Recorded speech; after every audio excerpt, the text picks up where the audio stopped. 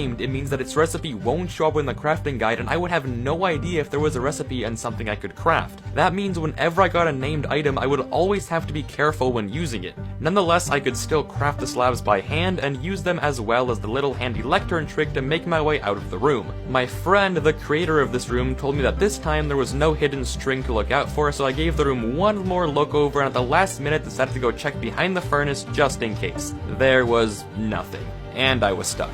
Glad I made a backup. The next room was much smaller. The exit was on the ground floor, but the room itself was filled with glass, and on each side there was a container behind iron bars that I had to break to reach. This was a pain room.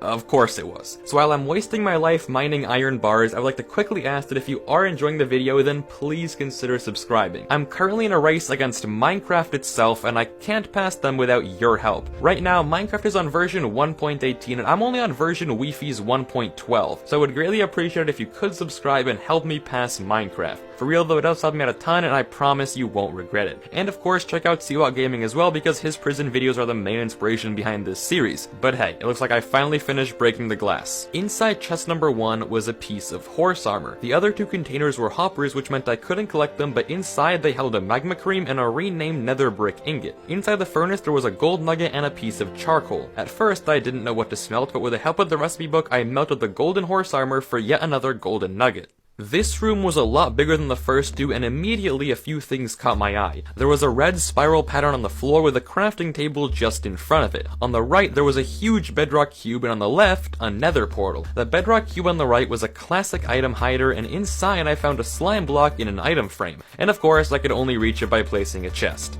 Why wouldn't I?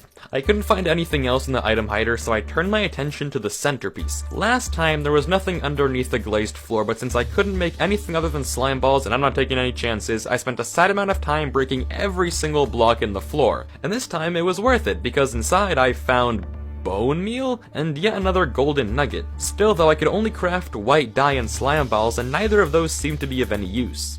I needed 9 blocks to get out, and I only had 3. Granted, I also had these 2 turtle eggs, but once I placed them, I couldn't get them back, so I was hesitant to use them. That left me with one more option, the nether portal. So I popped into the nether, and inside I found 2 hoppers with 2 glowstone and 2 nether wart. This still didn't unlock any crafting recipes though, and left me just as confused, if not more confused than before. Maybe there was a hidden recipe thanks to the named items, but if there was, I didn't know about it. I was stuck. I had no idea what to do. I rechecked the item hider, but nothing was there. I even checked underneath the crafting table that I placed. That's how desperate I was. But then I had a pretty interesting idea. What if whenever I left to go to the nether, something